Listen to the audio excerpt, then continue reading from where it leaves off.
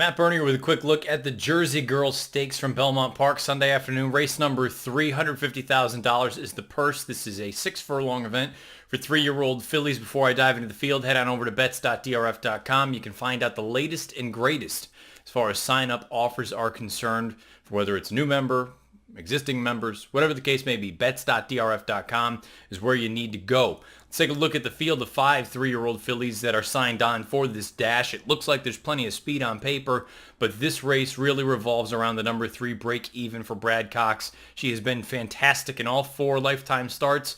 Combined margin of victory is north of 20 lengths. She really hasn't done anything wrong at any point. She has big speed. Now that could be a concern in a race like this because there is other serious early speed signed on. Let's take a look at that Timeform US pace projector. You can see they have the 2 Bingwa along with break even out there, but just in behind them is the 1 Miss Imperial, and not too far behind it the 4 and the 5 Sue's Fortune and Moonlight Romance. Break even from a figure standpoint lays over this field. She's probably going to win.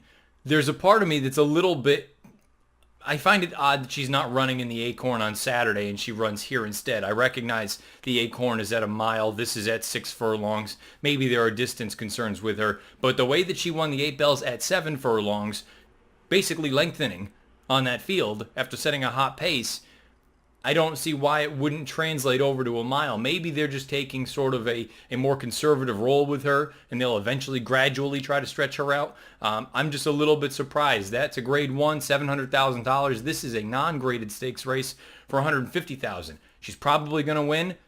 I'm picking her second. Some of these other fillies, let's take them right in order. The 1 Miss Imperial for Jason Service. Nice filly. She's done some good things. 2 of 6 lifetime, 5 times in the exacta. The big concern right now is the rail draw, as well as the fact that it just feels like she's a little bit light on figures compared to some of the big girls in here. It seems like she'll need a career best effort here. Second off the bench, it's not totally without possibility of that happening. It just seems a little bit on the more unlikely side.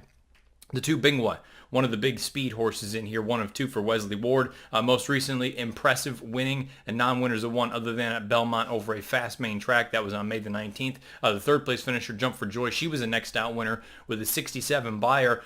Really, the question for Bingwa, it goes very similar to the situation with Break Even. From a pace standpoint, they're both going to be out there just ding-donging it from the jump. And I do wonder if perhaps we could end up having a scenario where they just kind of duel one another into submission, and maybe it helps set things up for a horse coming from slightly off of it. The other Wesley Ward entrant in here is Moonlight Romance, breaking from the far outside. A winner most recently and a non-winners of 3 lifetime down at Keeneland. That was over good going. She's done most of her damage so far in her career on turf. They moved her over to the dirt for that most recent run. For what it's worth, it seems like the figures in that race, they kind of check out. The 2nd, 3rd, and 5th place finishers have all come back to earn buyers of 76, 76, and 72. I think that 79 is legitimate, but the problem is that 79 is not nearly fast enough to win in a spot like this. I do think it's interesting that she showed, at least in that run at Kentucky Downs last year as a 2-year-old, that she can sit off of a target and be effective. Whether that translates over to the main track and against better horses, we will find out. So I'm readily admitting that Break Even is probably going to win this race. But I find it a little bit peculiar she's not running on Saturday. I want to take a little bit of a shot against her here with the 4, Sue's Fortune. She's going to be my pick for Jeremiah Engelhart. The big draw for me here, I like the move that she made in her first start as a 3-year-old. She jumped up pretty considerably on the speed figure scales, whether it's Beyer or Timeform US.